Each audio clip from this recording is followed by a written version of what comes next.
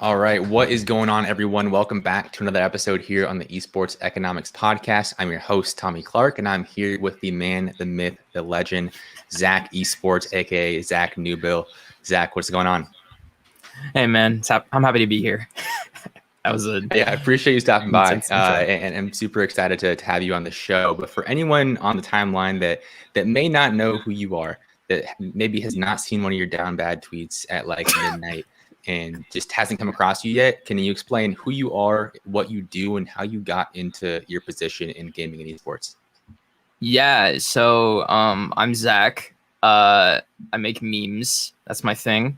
But my official title is Community Management and PR Relations Intern at Minnesota Rocker in version 1, previously E United. And yeah, I mean, we can go more into detail, but that's kind of like the summary. Awesome. So you were telling me off air kind of how the United thing came about and like your initial foray into the esports world. For anyone like the younger listeners watching that want to break in, just kind of break down how that happened and then how you went from there to your current role with the Rocker. Yeah, so I did a lot of studying on how necessarily to break into esports, but I'm not very much a good example because mine was more so a whole lot of luck. See, E United originally was doing a content bit where they would hire an intern and give them just like a sneak peek into the life of esports. And it was really cool how they did it, which was you basically, as you were getting interviewed, you had to be the in-game leader for a squad in Warzone. And you had to like play the Warzone game with the people who were interviewing you and get interviewed while playing the Warzone. Oh, shit. So yeah, it was pretty intense, especially when Brute and Burns are the people interviewing you. Two of the most I am legendary not people good at Warzone at all. So I can't even imagine having to do that and simultaneously juggle an interview. So that's impressive. Even though you say it's luck, but that's some skill. Well, you see, the cool part about it was that, you know, if you perform really well and the game goes pretty long, because Warzone games can go up to like 40 minutes, right? So you could potentially have a 40-minute interview. But if you all died off rip and lost your gulags, your interview's 3 minutes long. You know, there was a couple of people who was like that, where they had 3-minute interviews, and that was all they got to do. They got to intro themselves, talk a little bit about themselves, and that was it. TSM Dunk has a message for you. I see it popping up in chat. I love you too, Dunk. All right, kisses all the way. I appreciate you stopping by. He's a king, man. I love him. That's hilarious. But one thing I do want to touch on as far as the whole quote unquote breaking into esports thing, I like to start most of my interviews off like this just because people do have those questions. And like I always say, I know it's a relatively played out topic and the principles are fairly straightforward. But speak a little bit about like the kind of right and wrong way to go about this, because you see a lot of people, and we're not going to name names, not hating on anyone, but how do you think about that? Kind of what's the right way to get some attention and get noticed, so to speak? Yeah, so this is again where I say like I did a lot of research and I did a lot of work trying to figure out the correct way to do it, because I was a bit lucky in the sense of E United took on like SNL cast of characters where like each person manning the social media had like their own character to play. And so instantly my work was directly attached to a name that was put in front of 100,000 people every single time it was tweeted. So I instantly got a lot of attention early on, which was really good for my career, because if I did well, which I mean, I think I did all right. I would say so. Thank you. Yeah, so like that work got presented in front of a lot of people who got to view that every single time I tweeted, right? So I'm not that good of an example, but when it comes to the general like way to break into esports, I say networking and being able to do something on your own. I think like this podcast, for example, that you're doing, Esports Economics, is an absolutely amazing example on how to do that. You know, whether yeah, of course, whether you're like creating some form of like formal and or live content, whether you're creating like, whether you're like Sparksley's doing the Sparkcast where he just has interviews of players and people in the space, like you're just supposed to do something and create some form of worth within yourself beyond a resume. And like I said, also networking conversations are the number one way you get hired in esports. It's how I got my job at Rocker. So Love it. No, I think that's great advice. And I mean, honestly, right now, this podcast really isn't even a networking play. It's great to, I mean, create relationships and whatnot. And I more so just enjoy it. Like we are talking about off air, I have a job lined up for after school. So I'm set there for the time being. But I totally agree with you in the sense that it can be a great way to kind of work your way in and be sort of a networking play. But I do think it has to be authentic, though, because people can smell a mile away when you're just kind of I don't want to say clout chasing, but when you're trying to leverage a certain thing to just kind of get your way in. So definitely agree with you on all that. Now, what does your day-to-day look like with the Rocker? You said you're a community management and PR intern. What does that mean, and what does your kind of day-to-day responsibilities look like? Yeah, so a lot of the things I do are like, I say community management, a lot of it's tied to social media due to COVID. So like, I'm not based in Minnesota, I'm based in Tennessee. So I can't do a whole lot of like IRL initiatives. Because if I was in Minnesota, I'd say the majority of my job would actually be offline, doing like IRL community initiatives, whether that's with like high schools and colleges, or just finding ways to get us more connected to the Minnesotan community in general. Which I think we've already done a great job of pre-COVID. But my day-to-day usually starts at like 10 a.m. I do schoolwork before then, but my like work day starts at like 10 a.m. and I usually go till about 6 or 7 my time, so EST. They operate on CST, so I'm an hour ahead of them. And that consists of like intern projects, helping out our PR communications director, manning replies on the social media, brainstorming memes. A majority of my job is like looking at trends and finding those memes that I can create and how to implement them. Brainstorming with the content team, all that sort of stuff. I'm involved in the creative process as much as I can be. Love it. And I want to dive a little bit deeper into kind of what's your approach to looking at trends and seeing like what's happening. And again, just like with the networking thing, and I know it's fairly like best practices are fairly standard industry wide, but I'm always curious from an individual perspective, what you find to work well for yourself when it comes to staying on top of things, spotting things you think could work well, and going from there. So I would love to hear your perspective on that. Yeah, so the hard part about trends is that they move so quickly, right? Yeah. You know, I'm only one person. Thankfully, I have an amazing team working with me, but like I'm only one person, so I can myself only look at so many things at once. So you have to be very selective on what you choose to look at and where you choose to spend your time, because when you're in social media, your time is worth more than the product itself, I would say, because you're spending your time on what you choose to learn, what you choose to look at, and what you choose to like use effort on. With that, like, dude, it's honestly like almost a luck of the draw sort of thing. I mean, you find a rhythm. It's like Call of Duty players in a sense. I like to relate it to like pro players. You know, they do it for so long that they find a rhythm. I've been consuming media and looking at memes and that sort of stuff since they were essentially mainstream when I was like 10 years old, you know? So I've pretty much grown up on them, and I it's kind of like being a Call of Duty player in the sense. I'm just going through the motions at this point. But when you look at those trends, just make sure that like you're very specific in the ones that you want, as well as the ones that you think would be the most applicable to everyone. Because the last thing you want to do is create a meme that's riding on top of a trend, but that trend has nothing to do or has no correlation / relation to anything within esports. Speaking on esports specifically, of course. Yeah. My dog is freaking out in the back. I think he's not. Okay, we're good. I thought he was gonna freak out for a second there, but that all makes a lot of sense. And I like that you mentioned the time aspect, because I think that's really relevant and important, because as social media professionals and myself as a content creator, time is very, very hard to come by. And there's a lot of ideas, a lot of things you could potentially do, but that could take time from another more important project. And you kind of have to balance that. So definitely agree with you there.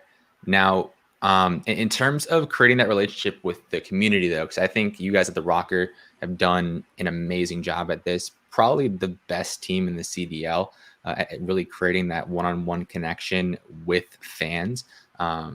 Arguable, of course, but I would go out of my way to say that. What do you think has led to that success within that aspect of community relationships and really having a close-knit fan base? Because I think the perfect example of this was when the hashtags got released a few months ago or a month or two ago.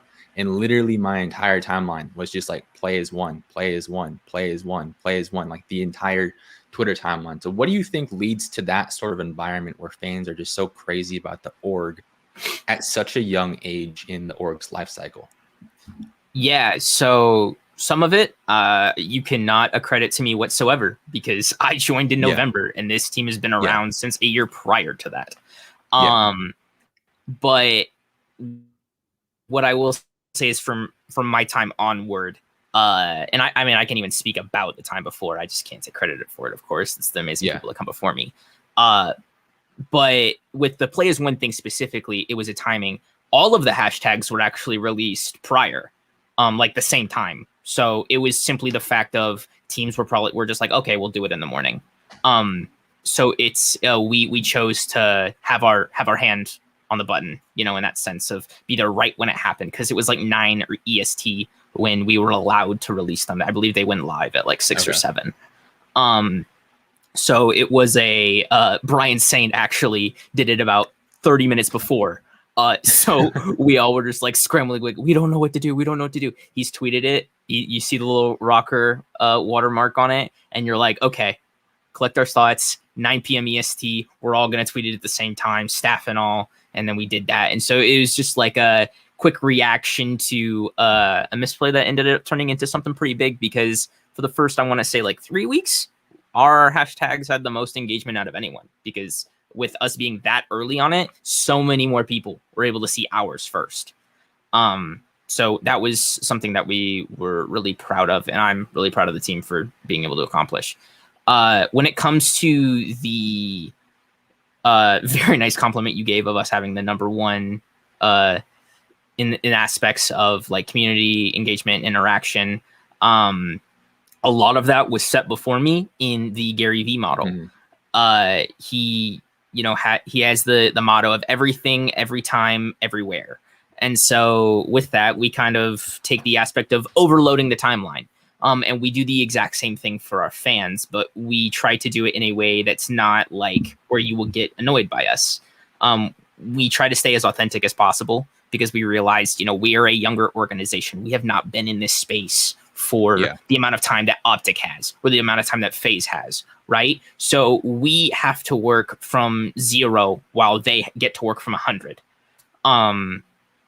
So with that, it was about establishing the baseline of authenticity and the real connection that we were talking about earlier. Because, esports fans, they can sniff out the fakes from a mile away. They have such a good eye and such a good ear for inauthentic stuff that they will instantly right then and there, like, just ruin you. So it's about really making sure that what we're doing is real, what we're doing is authentic, and what we're doing is good and true to the community. The second step to it is we try to try our best to reply to literally every single person within reason, of course, I'm not going to reply to a dude who's like cursing us out in our comments, but, but like, if you have a reply, like 90% of the time, you're going to get a reply, unless it's like, it's game day. And like, we have like during the major or like during the super week, we had Rocket League, Valorant, and COD going on all at the same time. So we were covering 3 different esports at once. And we had about 14 people. How did you balance? Oh, sorry, go ahead. I was going to say, well, to answer that, how would we balance that? I think that's what you were going to ask, at least. We had 14 people in a Discord call at one point working on it. So we have quite the team. And a lot of it was just people like absolutely putting their all into it. And I can't like stop applauding the team, like the content team, because they work so hard and they do such a good job. So absolutely, all of them crushing it. You had mentioned about timing when it came to the hashtags, but just in general when it comes to timing, like with posts and the content cadence. How do you guys look at that? You guys look at analytics and see kind of when the audience is most active, or how do you guys determine when to post your content? Obviously, not all of it's going to be scheduled in advance. There's going to be some reactive pieces that just go up. But when you guys are looking at either the like sponsored pieces or just stuff that you have planned out ahead of time, how do you approach timing that so you get the most engagement or the most eyes on it? Yeah, so I'll use an example for this. When I tweeted dragons from the Rocker account, it was like the most engaged tweet and like it had like it was like a double-digit engagement rate, which was insane. That's crazy. Yeah. So with that, the reason that did so well was because I looked at the order at which CDO plays their ads, because they play them in a specific order every single time when they do that full ad run. And I believe it's 2 ads after Dragons. And so you have enough time to where people are still going to be on their phones or on Twitter or something looking, and they're going to see that because they have enough time of between the ad and the game starting. So with that, I tweeted it like I waited in the day because I predetermined this like 3 days before. I was like, okay, they do it in this order. I can tweet it this time, and this is when I'm going to do it. And so that way it's like relevant to our game day because we played the game after. So the game after the ad played. So it was waiting for when they played Dragons right before our game. And I dropped the tweet exactly when like the actual ad like did the Dragons. So it's that sort of thing of like just like that specific of timing.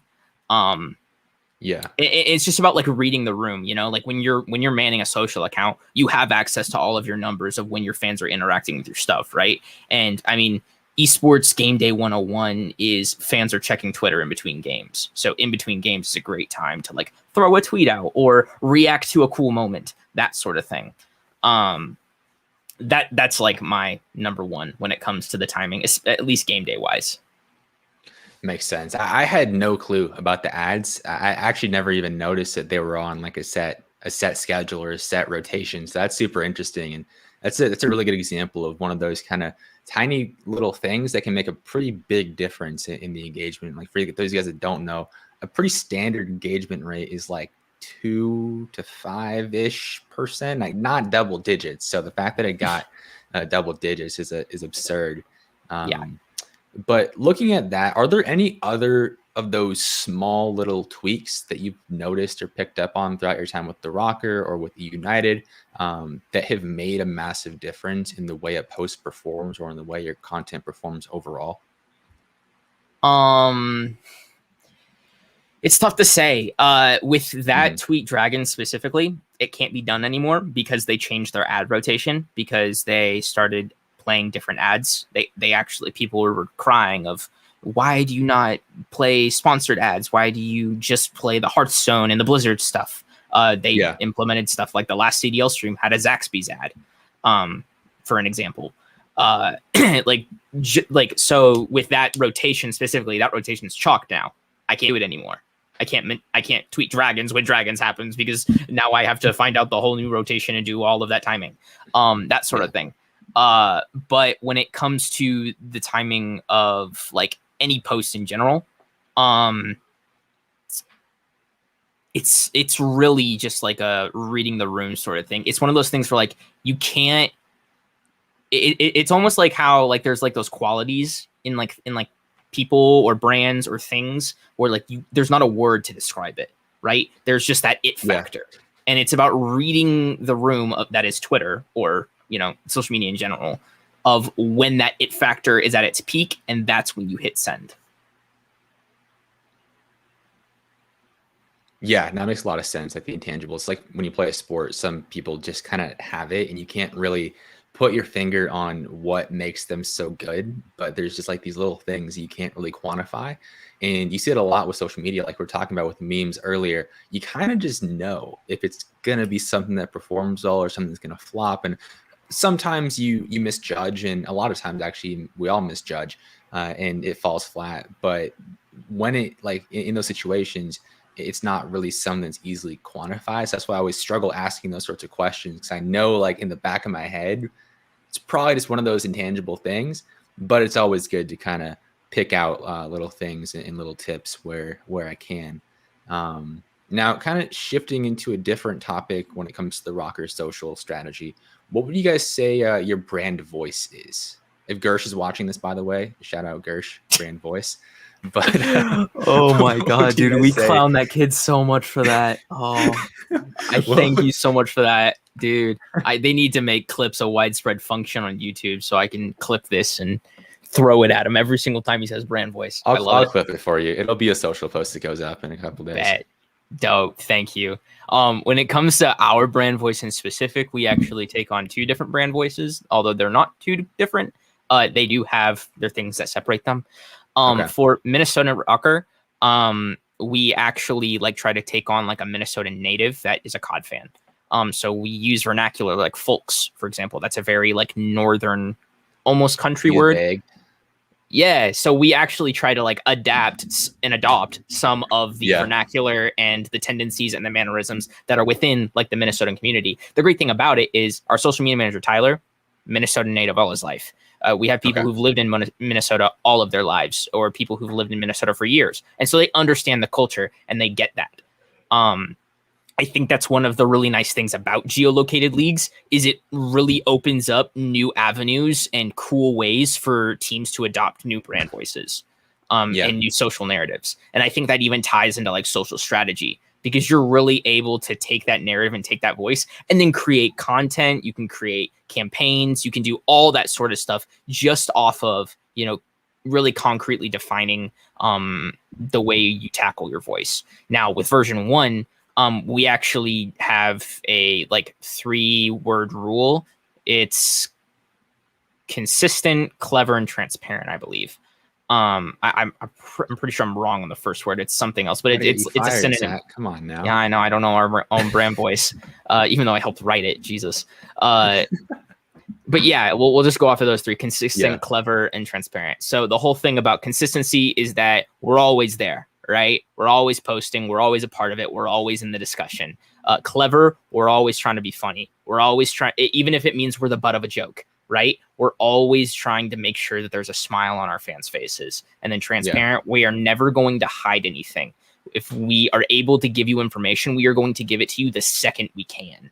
You know, we're always trying to update you. And that's why like we do things like scoreboard streams, where basically we just want to give you another avenue to get the information as fast as possible. That's why we do scoreboard streams on top of having live updates on our website. Like we just constantly want to feed our fans information because we know an informed fan is a happy fan. Yeah, definitely. And you had mentioned funny there in the brand voice. So how do you guys go about being funny, but in good taste? Because we're not going to name names. I don't like tearing people down. I like to use my platform for mostly positivity. But we've seen some pretty out of pocket tweets, and we're not talking about the accidents here. We're talking about like the ones that were on purpose this past week. How do you guys go about being funny in a way that doesn't come across like that and is something that is more positive than it is just trying a little too hard to be edgy? You know what I mean? Yeah. So the great thing about us specifically is all of our posts run through each other. So basically we kind of have like a 2-factor authentication process where you basically have to have someone else look at your tweet and be like, yeah, that's not going to get us canceled. And so we basically have that kind of process. We're like, hey, just have a peer check your tweet before you send it out. Just make sure, you know, whether that's like whether copy's messed up, whether the tweet like itself is just out of pocket, you know, that sort of thing. I can't tell you how many memes I've had denied because of how out of pocket they are. I can't tell you how spicy I'd want to get on the timeline. Are you able to share any of them that aren't super offensive? Maybe. I don't know if I have any at the ready, but I would definitely be willing to send you some later. Awesome. I think the most out of pocket I've been able to get on the timeline is the Haggy meme that I replied to London Royal Ravens with. Which one was that? It was basically multiple Haggy memes at this point. Yeah, so it was that they posted how are we going to follow up that series? Like it was the it was on Valentine's Day. No, it wasn't on Valentine's Day. That was the Rocker match. That was the Empire match. It was the day that FaZe and Chicago played each other for the second time. Okay. I don't know. It was some banger of a series. I think, or was it the Empire reverse sweep? I think it was the Empire reverse sweep, and we played London. And they said, how are we going to follow up that series? Sheesh. And I replied to them with a carbotted picture of Haggy with the do-rag on. And I said, I don't know, man. Let's just make it dope and energetic.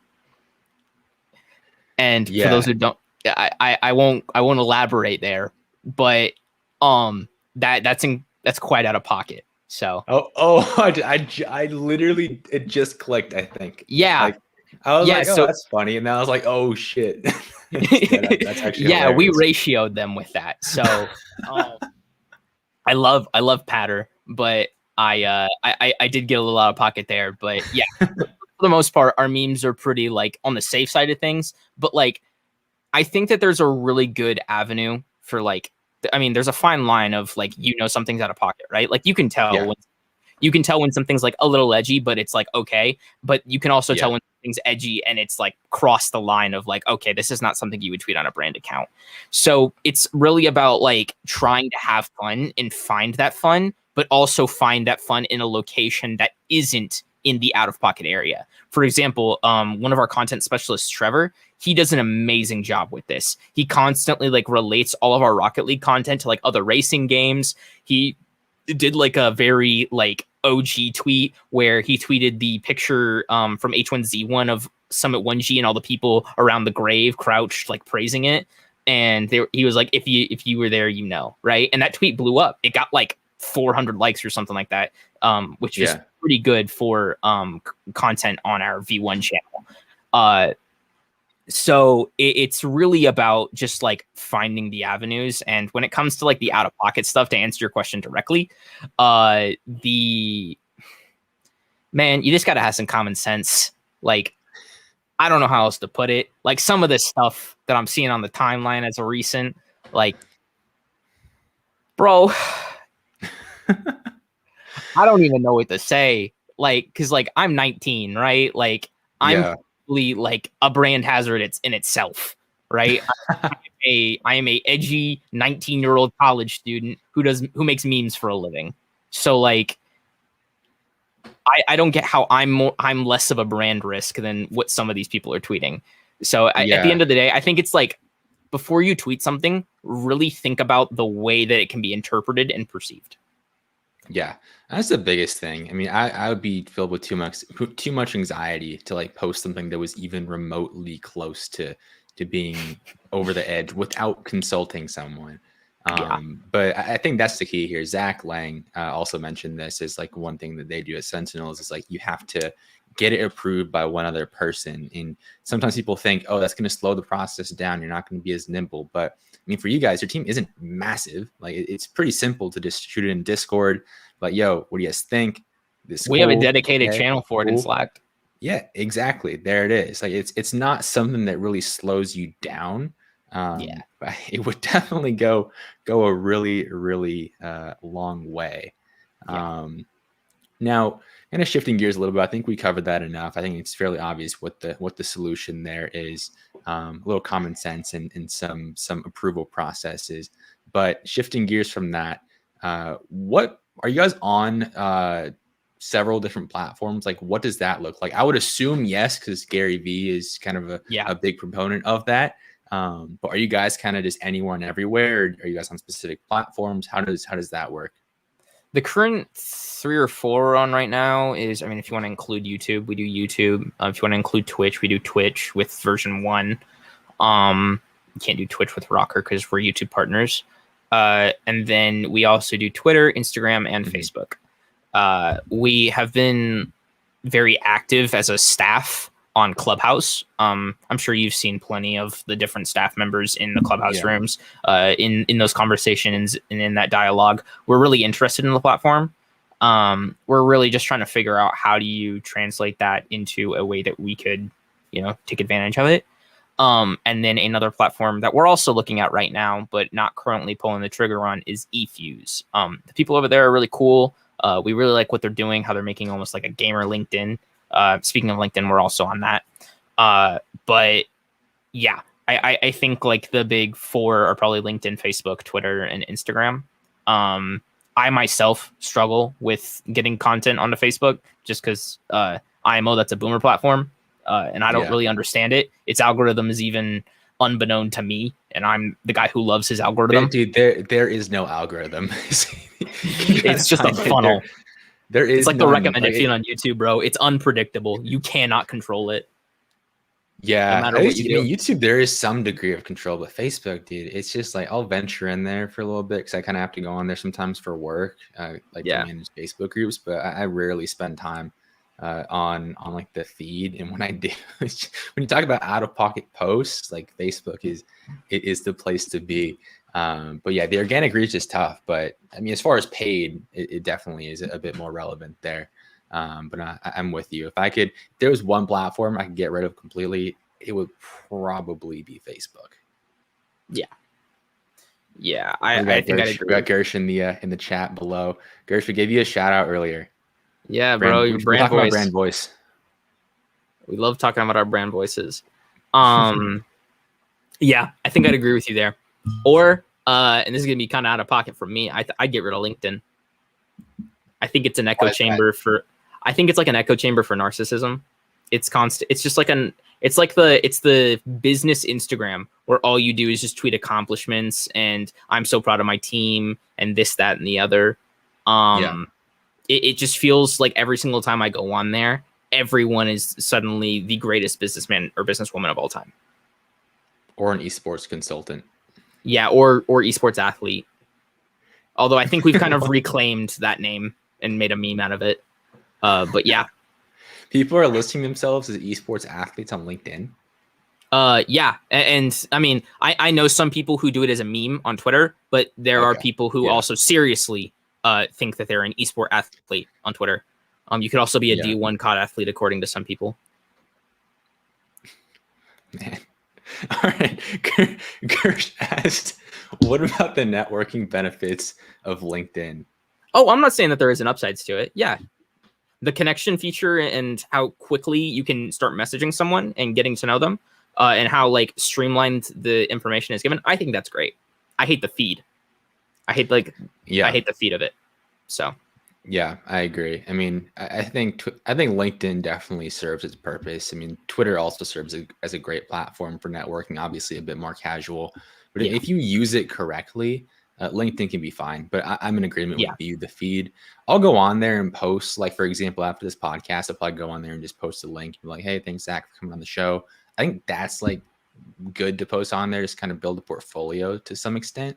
But some of like the stories you see of like these, like the craziest things that apparently happen to people in, like you said, it kind of just turns into an echo chamber of like everyone saying like, oh my gosh, this amazing thing happened to me, or I'm so great. So it's tough to balance. And kind of on that, how do you balance your mental health with social media? Because like we're talking about off air, tend to be a little bit more of a workaholic. I do that myself too. I feel like I've gotten better about that lately, but definitely still fall into the category of working a little bit too hard sometimes. So how do you balance that as a student, as an intern for a major esports org, and doing your own content on Twitter and just being active? How do you make that work for you? Yeah, so at first it didn't exist. At first I didn't really take good care of my mental health. That was around the time I was on United, where I was working unhealthy amounts. Whether the work was productive or not, I was always trying to think of, what's the next best thing I could do? Because I was trying to advocate for myself and find a way to keep myself in the space, because we all know how competitive the esports staff side of things is, especially with something like a social media role. Yeah. Now with that, a thing that I was able to do was I was able to start consuming a lot of media about mental health. Now, around the time that I started to get my come up in esports, Dr. K, a psychiatrist on Twitch, did was also having his come up and his really big blow up moment. I think his really big blow up moment was when he did his Hafu psychiatry session, and that's what like really propelled him into the mainstream. And then he got to get all the big names like Lily Pichu, Albert. I mean, he's had everyone under the sun. Trainwrecks, like he had Byron before Byron, had his passing. So like there are a plethora of people with a plethora of different perspectives, and like me and you, a plethora of different people who are workaholics, where they get to talk about their struggles, and he gets to talk about it from a psychiatrist perspective on how to tackle that and handle it. Of course, he doesn't diagnose anything, right? He's not a therapist, so he can't do that, but he does help. And then also another person who I looked to for this was Devin Nash, one of the OGs of esports, former CEO of CLG and Dignitas. He had created a YouTube video, I want to say around August of last year. And it was a YouTube video about managing your time. And he talked about how just like the amount of time that we spend doing little things just creates so much wasted time in our day. Like, for example, like a 2-minute bathroom break can turn into a 15-minute Twitter scrolling session, you know? And I know I just attacked a lot of people incredibly personally, and they're going to take so much offense to it because that is a lot of people. And that's even me sometimes. I even fall into that trap. Yeah. You know, but it's about like eliminating the time that you are wasting uselessly and then using that time that you're getting back to take care of yourself. Yeah, no, that's huge. And even not even just scrolling through Twitter, but even seemingly productive things like creating little pieces of content. Like for the longest time, I would create a clip and then be like, okay, I can create more clips. Like with the podcast, I have hours of footage that I could technically sit there going through and create little clips for social, and it'd just be a nonstop treadmill. And for a long time, I'd kind of fall into that, and they wouldn't really get me anywhere. Sure, a few extra retweets, or sure, a few extra engagements per month on Twitter, but is that really gonna be beneficial long term when it takes away from my ability to focus and takes away from my ability to create better quality long form content, like not being sharp enough for interviews, not being creative enough to think of relevant YouTube topics, relevant article topics. So even though it feels like you're being more productive, you're actually not, because you're just shooting yourself in the foot and making it harder to actually create good content or do good work in the long term. Yeah. I actually just finished watching like a 4-hour long Scuffed podcast where it was Myth, Courage, Pokimane, Quarter Jade. It was that one. It was 131 for anyone who wants to watch it, number 131. And Courage talked about this, where basically he had that giant blow up during Fortnite and how he was pulling so high numbers. Like his numbers were so high and his engagement was so high and his numbers were so high. And he used to, and the same thing happened with Among Us, because he blew up again off of Among Us. And how it, like, in between those times and past those times, he used to beat himself up because he's like, okay, I used to pull these numbers. Why am I not pulling them anymore? And then it's the fact that you need to realize, like, you're not always capitalizing on something huge and you're not always riding a wave. Sometimes you're just doing what needs to be done. And that's not always the bad thing to do. I think a really good personal example for this is the intern days. I gained so many followers off of intern day, like on my personal account.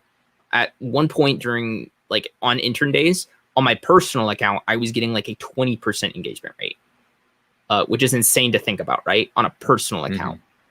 And I was at a time I was like very concerned, or not concerned. I was prioritizing my personal brand, trying to build a name for myself.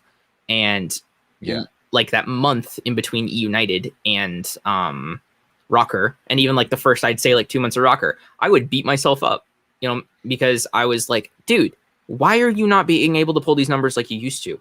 It's because I'm not directly tied to a 100,000 follower account where I'm constantly getting my name put in there, right? Where like everyone's tagging me asking for a follow on the United account. That's just not there anymore. So it was very much, I was much like Courage in that sense of course it wasn't as massive, but I was riding on a wave and I'm no longer riding that wave. So I need to understand that things have leveled out now and just be okay with the numbers I'm getting. Yeah, that makes sense. And I mean, even looking at like your profession and what you're going to be going into with esports and social media and marketing, I think a lot of times having a personal brand helps, but it's not like the end all be all. Like you had Oh, for said, sure. when you started working with the Rocker, like maybe your numbers kind of dropped off because you weren't like the front facing like person anymore. But when you think about it, you had accomplished another really important goal, which is landing an internship with a great esports org. So to an Yeah. extent, the goal that you were trying to accomplish was accomplished, but you were focused on the numbers, which at that point didn't really mean much anymore. Yeah, I think you got the nail on the head right there. And I mean, like, to build off your point about like the whole personal brand thing, I chose to create a personal brand because of the people I was seeing around the time that I was coming up. You know, when I started off in esports 10 months ago, I'm not even a year into esports. When I started off in esports 10 months ago, I was looking at people like Not Rose, former social media manager for T1. I was looking at Petra Lightning, social media manager for Team Liquid. I was looking at Mateus, or aka Portillo, social media manager for C9. I was looking at Dunk, TSM social media manager, who just called me a little bitch in chat. You know, like I was looking at those people and seeing, you know, a 6,500 follower count. I was seeing a 15K follower count, and I was like, Jesus, bro, these guys are advocating for themselves so well. That's got to be the way to do it, right? And so that's just the way I, you know, saw it when I first came in and I hit the ground running. Of course, now looking at it, like I don't necessarily need to do that for myself anymore, and I don't think that a personal brand is necessarily required. Though I do think that it opens up pros and cons. It opens up a new like level of value that you can bring to an org, but it also introduces a new level of risk for yourself. I'm pretty sure we've all seen some of my very hot take tweets, and we've seen some of my very unpopular opinions, and that's come to bite me in the butt a little bit. But you want to know what? It's about learning and growing. So like, I don't mind necessarily having to go through those growing pains. So it's all about prioritizing like what you really find is necessary for yourself. That makes sense. You know, I agree with you. I think having a personal brand is kind of good for just getting your foot in the door. I think it helps to kind of show, not that you need to have a large amount of followers to show you know what you're doing, but like, let's say even in the case of someone like you or someone like myself, who I would consider this my personal brand. I don't have thousands and thousands of followers, though. I don't really feel like I need to, but it still functions as a good way to kind of show your thought process behind things and almost a sort of portfolio in a sense. So I think that's where it can be really beneficial, but not so much like I could care less if I get 10K followers at some point. Amazing, cool, but like I'm not losing sleep at night until I hit 1,000 followers or 10,000 followers, because that really isn't the number or metric that matters when it comes to a personal brand. When it comes to the risks, though, because I agree there are some things you need to consider. How do you kind of think about something I'm always hesitant about on my personal account is when to share more unfiltered thoughts and when to kind of pull back. And for the most part, I skew more towards just holding back. That's just how I'm wired and how I kind of go about it. But how do you balance that between like being authentic and showing like your opinion on things without necessarily going a little too far? And like you said, there are some growing pains and things that happen, but how do you kind of think about that?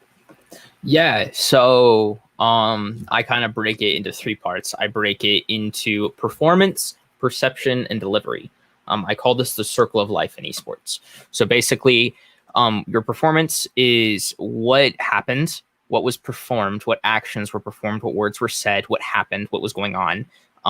Your perception is, okay, how is this tweet going to be perceived? How is this post going to be perceived and taken? How are people going to react to it when you put it out? Think about all of those angles. Think about if the really far left of the reactions are going to be okay, and as the far right are.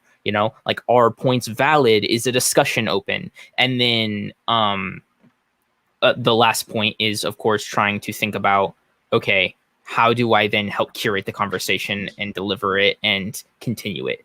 I think a really good tweet that I personally did or, a little bit ago was talking about Twitch mods and putting that on the resume. I originally prompted the question in a sort of way where I was challenging the idea of mods putting the fact that they're a Twitch mod on their resume. But then I reveal I actually agree with the take that it's more so I'm trying to figure out, how do people think that's going to develop later on? How do people think that's going to go into an interview process? And I even got to have a discussion with some people who are actually on the hiring side of things, where they get to pick who gets a job, right? And I get to pick their brain a little bit, and that's what I really loved. So it's that 3-step process. It's the circle of life in esports, as I like to call it. Yeah, no, I think that's great. And I think that applies to brand accounts too. Like we're talking about sort of I use it all the time. Earlier. Like that, that's definitely going to be a social clip that's going to go out, because I think more people need to hear that. And I think I like it because it's a really simple, easy way to remember it. And that is one of those things that you can actually kind of say, hey, this is my strategy, versus it's just an intangible thing. So I love that approach of having that sort of framework there. On the Twitch mod conversation, though, I saw the tweet. I didn't get a chance to go through the replies, though. What was the general consensus there from the people you heard from, the hiring managers or people in the hiring process? What was their thoughts on that? Because I think it's an interesting idea. Yeah. So one thing that was interesting is they never directly said, but they always used the language of a Twitch mod for bigger Twitch streamers. So my assumption with that is that they mean that you need to be a Twitch mod for a frankly large streamer. In order to put it on your resume and be of some worth. I would assume that's probably a 3 to 5K Andy and higher. Now with that, they all did say that some form of Twitch mod is related to a community relations, community management, or community development role. Now it's how they talk about it in their resume, as well as their portfolio, as well as within an interview process, how well are you delivering that and advocating that and showing that, hey, this is a role that's worth being put on the resume and worth your time and our discussion. Okay, got you. Yeah, that makes sense. Because I mean, if you're a mod for a larger streamer, that is quite a bit of responsibility. So I could see how it's not so much of a clout thing, but an actual just skill thing. Well, I mean, you can take Tim the Tapman's head mod Whips, who also edits his videos. He's a full-time employee of Tim, so that is his job. For an example, so not only is he doing a community development, community management, and community relations job, he's also doing video editing, content production, and content coordination in timing and scheduling and all that. So the dude takes on a lot, right? And so that's definitely a role worth being put in. But if you're modding for a 1 to 2 viewer person, where they have the most chat interaction they have is a bot coming in saying get free followers at xyz.com. I don't necessarily know if that's worth being put on the resume. Yeah. And on the streaming conversation, I know when you guys have streamed the Ladder podcast and when you do your kind of impromptu streams, you go to YouTube rather than Twitch. And I'm kind of on the same boat. Personally, I just feel like long term, it's probably a better play. And I'd rather rack up more watch time on the YouTube channel than kind of split between different platforms. But just from my personal opinion, what was your thought process behind kind of opting for that route versus streaming on Twitch? Obviously, you're not trying to blow up and be a massive streamer or anything. But I'm wondering if there was any sort of thought process behind that decision. Yeah, so it ties into the mission values of Ladder. So Ladder as a brand is meant to educate and bring value to the Challengers Call of Duty scene. It's not meant to get views. It's not meant to bring me sponsorships. It's not meant to get me free chairs like it did. What it is meant to do is it is meant to bring value and education and put names with faces, and put personalities with that alongside that. So the point of me going to YouTube was to help further the reach. So I didn't necessarily care if it was a high view count. I just wanted that view count to go up. Like, the reason I went to YouTube was strictly because of the fact that it has an algorithm. Twitch does not. So once I have a VOD on YouTube, once I have a VOD on YouTube, that goes up as a video, that then gets put into an algorithm where people get to watch it, right? If I do a VOD on Twitch, that thing's dead after I click end live stream. So it's more so like I want it to be a place where those things can live on. And after Parasite's retired, after Pollux has retired, you know, like they can go back and people can reference those as like, oh, like 20 years in the future when COD is like bigger than the NFL. Oh, this is what the founding people of COD were like. This is what the dude who won the first ever world champs was like. Like, that's what that was like. Like, that's what it's supposed to be. I'm almost wanting the ladder to be like the textbook for COD esports. Got you. That makes sense. Now, on that topic with the challenger scene, what do you think needs to happen? And this is a really broad, maybe difficult question, but what do you think needs to happen long term for the challenger scene to succeed and be continue to be a really integral part of the journey from amateur, or from just not even playing, to amateur to possibly professional player? Yeah. So a lot of people like to talk about how there's a lot of things they would like to change. And I agree, there are a lot of things that should change. But I think what we also need to focus on is the fact that we're also doing a lot of things right. I think we're actually probably like the second or third best challenger scene in all of esports. You know, I think we're better than the LCS Academy system. I do, frankly. I think we're miles ahead of that. I'm not disagreeing with you, but I'm curious. What do you? What makes you say that? So if you look at the reason that so much congested talent is within challengers, one, the overall skill level of Call of Duty is very saturated within America. It's because Call of Duty is an American esport. So it's very much like the football of esports. And when I say football, I mean like North American football, not soccer. Yeah. So with that, a lot of the talent is congested within one area. It causes it to not be so spread out, like how League of Legends is, where you have EU Masters, you have LCS Academy, and then I'm not very familiar with the way the Asian Academy system works, but I'm sure they have a very well constructed, well founded tier 2 system with how well built out esports is in Asia. With that, I think that a lot of LCS Academy is simply just harboring wash talent, so that way they can buy time and collect a paycheck. This has been a very widespread and commonly shared opinion of the LCS community for the better part of about 5 years now.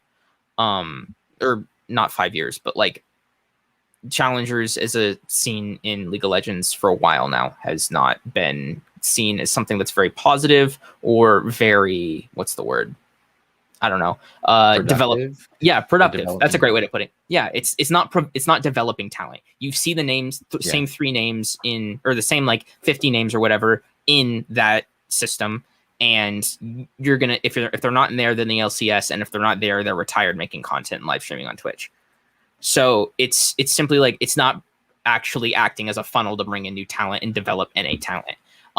I think it's different with COD. The reason you're seeing some names that were in the league previous was, one, we just went from 5v5 to 4v4. So we cut out a whole 12 spots out of the league. All right. So that makes things a hell of a lot more competitive. 2, we didn't expand. We didn't go to 16 teams. We didn't get another like massive amount of teams. So we didn't get a whole bunch of like new slots for players to climb into. On top of that, I think like we actually are a lot more well constructed to develop talent, because if you look at it, like it's so open that anybody can come in and really try to put their 2 cents in when it comes to competing, and they can go again and they can go again and they can go again. It's the exact same thing where, I mean, sure, you have to be a college student, but look at CCL, for example. We have another route where it's getting the front page of Twitch every single time it goes live with, I think we saw like a 2K viewer peak at one point. Like, that's insane. Wasn't it like 20K at some point? 20K? Yeah, that's, I mean, 2K, 20K. It was something insane.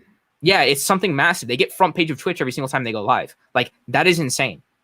And I know that's a timing thing that they specifically strategize to do. But, you know, that's just my thought process on it, is like, there are a lot of challenger scenes out there right now where they're not actually developing talent for their scene. What they're doing is they're just harboring the wash talent until they can funnel themselves back into the league. While I think we're actually seeing like the development of players. Like for example, a great person to bring up is Simp. Look at the dude. He was just like he made a name for himself being an S&D star, and he was shitting on kids in the challenger scene, and he was shitting on kids as a part of EU cadets, you know, and he was just essentially biding time until he turned 18 until he could come smoke people at Black Ops 4 champs, and he did, and we won a ring off of it. So, yoo-hoo. The exact same thing can be said for Paul X, dude. He turned 18 and instantly wins 4 straight Challengers Cups. Like, places first in the Elite Series. Like, dude is a beast, and now he's on the London Royal Ravens roster announced today. Like, the dude's a menace, and it's because he was able to develop himself and come out of the womb swinging, basically. Like, you don't see that in League of Legends. You don't see NA talent as young as Paul is dominating in the top of the top of the scene. And sure, you could say that's because League of Legends has a higher skill ceiling than Call of Duty, but it's also because we do better at developing talent. So a lot more people have already reached the skill ceiling that Call of Duty has. While I think a lot of NA talent in League of Legends has a lot of room to grow. Yeah, I'm at the floor when it comes to League. I played my first match yesterday, and I have no clue. No, I understand like We'll have to play some games sometime. Yeah, you'll have to hard carry, but I understand like the basics of it, but just the abilities and the items, the build paths, and the little intricacies. Like you think COD has intricacies with like fucking slide canceling and peeking and just like knowing map spawns and moving glitches and all that sort of stuff. Yeah, spawns look like nothing compared to what happens in League. Compared to wave management in League of Legends. Yeah. No, I agree with it. And I think one thing that COD has done really well, I think everyone agrees with this, is just the personalities and the drama, so to speak. Normally, I saw that comment that you threw up earlier. What was that? I saw the comment that you threw up there earlier with Gersh saying the challenger scene needs more drama. So I think I agree with him, but I also agree with you. I think we've done a really good job at bringing forth personality. Yeah. What do you see the COD League being in the future? You had mentioned it overtaking the NFL in 20 years. I think it is. I think it'll overtake it before that. Okay. So that's going to happen. Do you think COD kind of is like the NFL and stays mainly in the US with some international presence, or do you think it just kind of explodes everywhere? You'd be surprised the amount of non-NA fans Call of Duty has. You would be surprised. Now, one thing I will say is the second we break into the Asian market and find, like, and when I say we, I mean Activision. I'm not a part of Activision, so I guess I shouldn't have said we. But once Activision finds a way to break into the Asian market and bring Call of Duty to Asia, it is game over for every single esport in the world. We're already number 2 because of Warzone and the CDO. Yeah. Imagine if we get the Asian market, because COD Mobile is blowing up right now in Asia because they're able to get that because of the whatever, you know. But we're not able to bring them Call of Duty as like the main title for PC, like how we know it, right? Where with the CDL and all. So if we bring it to Asia, game over. Yeah, but do you think that would be game over for NA players though? No. I think we have the exact same way that Asia is ahead of NA in League. I think NA is ahead of Asia in COD. Okay, yeah, that makes sense. Because if you look at it from like, so I'll tell you a little bit of history. I got this history lesson from Dan Clerkey himself, director of Maryville. Basically, when League of Legends was released, it was installed in just about every single PC bong in Asia. Mm-hmm. That was the thing, because people don't own their own PCs in Asia. They go to PC bongs, they go to PC cafes, and they play off of those PCs. And that's why League of Legends was so big in Asia, was because literally every single street corner has a PC cafe, and every single street corner is filled to the brim of kids playing League of Legends. Got you. So the thing is they had that, while in NA, we don't have PC cafes. I have one in my entire town. You know, I know of like, one. You don't have one. LA has a few. New York has a few. Florida has a few. Texas has a few. You know, we think of LAN centers, right? We don't even have a ton of those. So when it comes to the way that the ecosystems work, Asia was just a lot like their infrastructure was a lot more built out, which allowed them to excel quicker. The thing is on the flip side of that, Call of Duty has been in North America for 21 years now plus, because of like Big Red and like the original, like what was originally Call of Duty back in like 1995 or something like that. I don't even know. I don't know. I wasn't alive then. But the thing is we have a 21-year head start, you know, like I think it's going to take a little bit for Asia to catch up.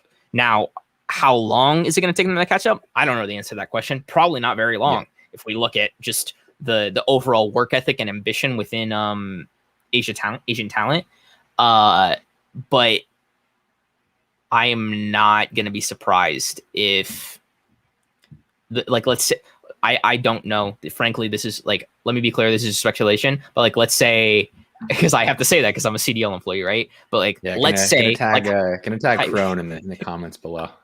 Let's say, like, hypothetically, okay, complete speculation, Activision breaks into the Asian market next year. They get Call of Duty wide released in Asia as a main title.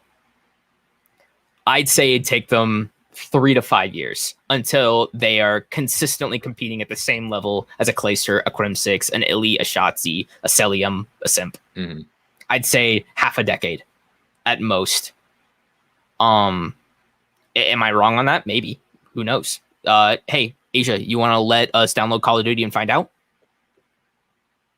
That's what I say. Let's find out. But no, I do not think Call of Duty at all is constricted to NA when it comes to fan bases. You'd be surprised how well the geolocation works. You'd be surprised.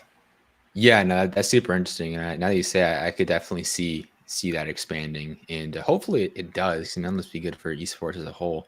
But yeah, man, this hour flew by.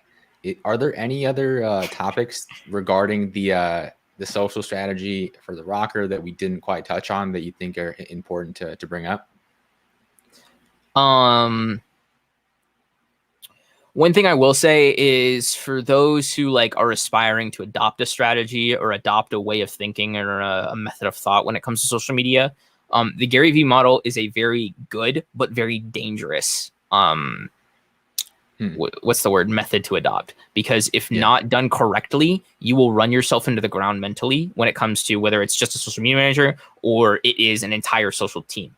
Done incorrectly, this method will kill you, like mentally, and probably not physically, but like it will it will tax you quite hard. So one thing I will say is our team has spent a lot of time carefully constructing the way we handle things, so that way we don't, one, burn ourselves out, but two, run ourselves into the ground mentally and cause burnout.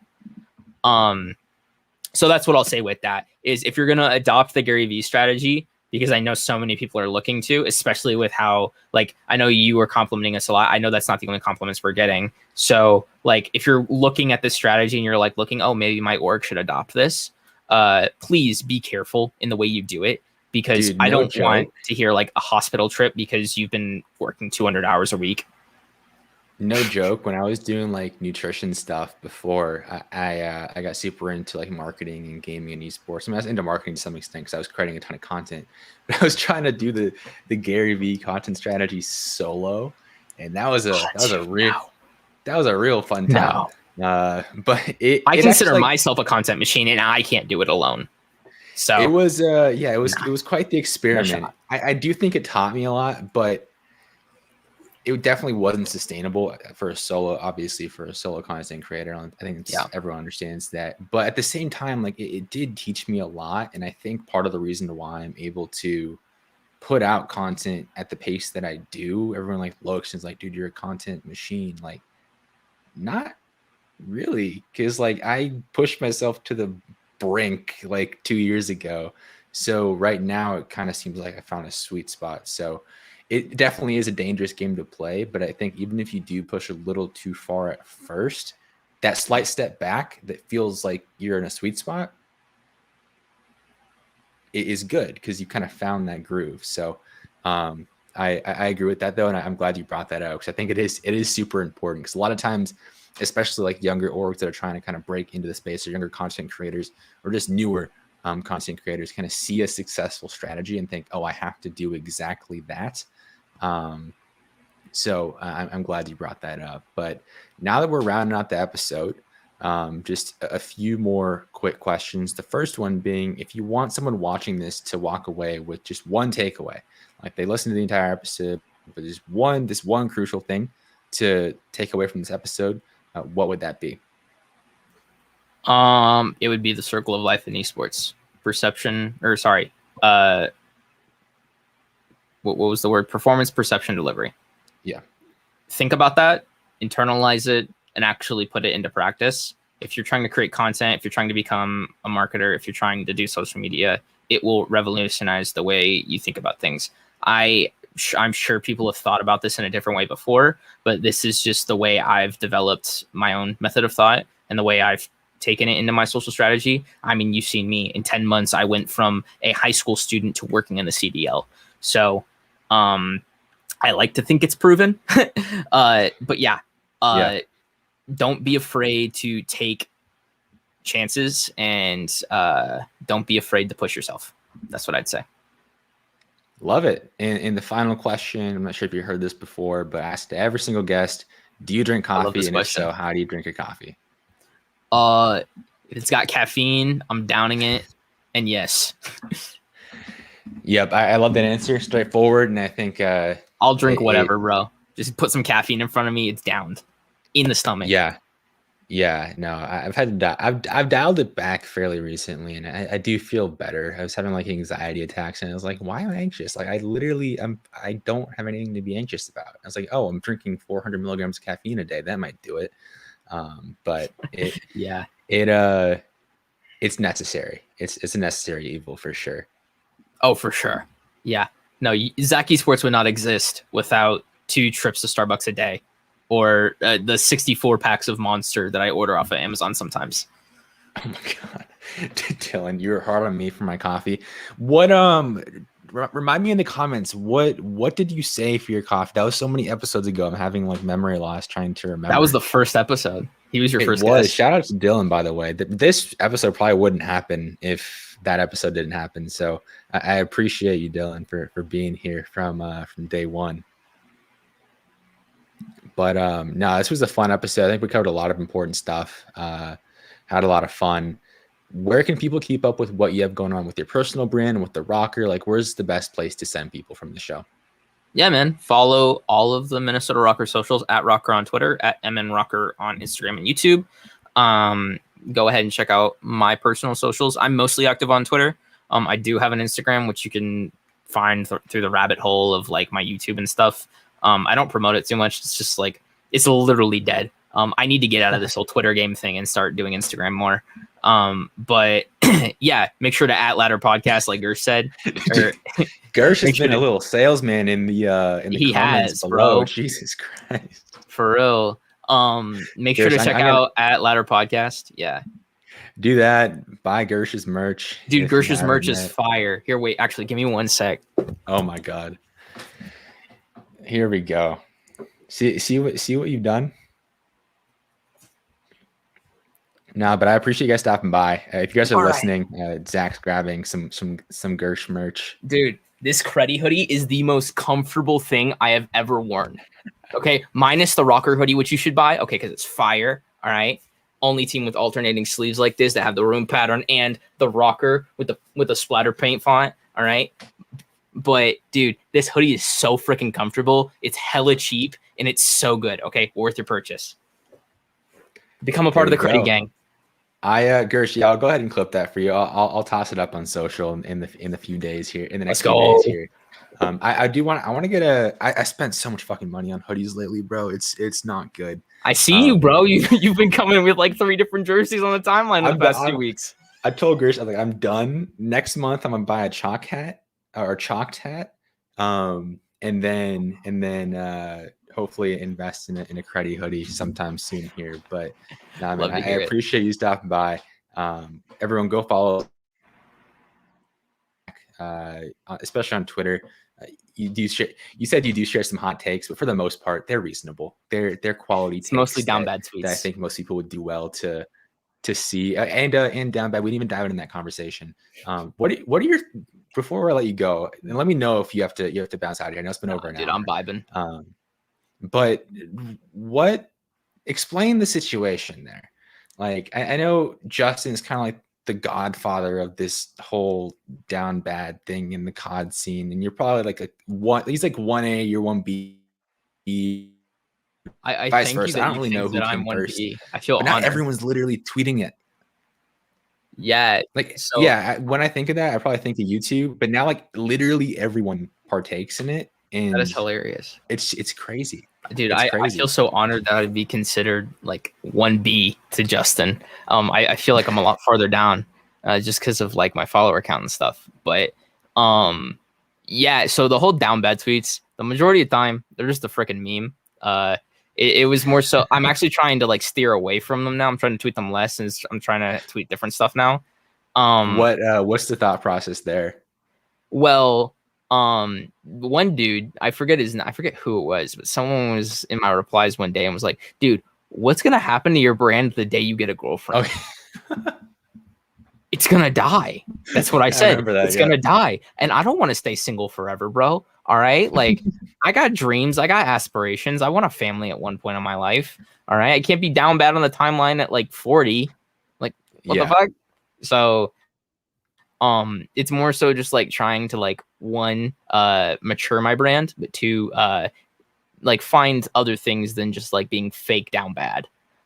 Sometimes I'm actually down bad and Oh, down so it's horrendous. fake? Sometimes, yeah.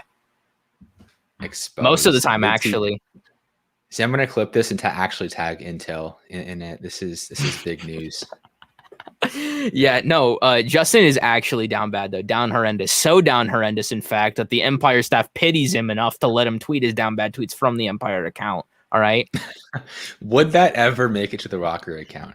I think it makes like I think it was a good move on the Empire's part. I mean, Justin is just the king of this entire like genre of Twitter. Yeah. So I think it did make sense for that to make it onto the brand account. But would it ever make it onto the Rocker account? Would it ever make it onto the Rocker account? I think it would make it onto the Rocker account under like specific conditions.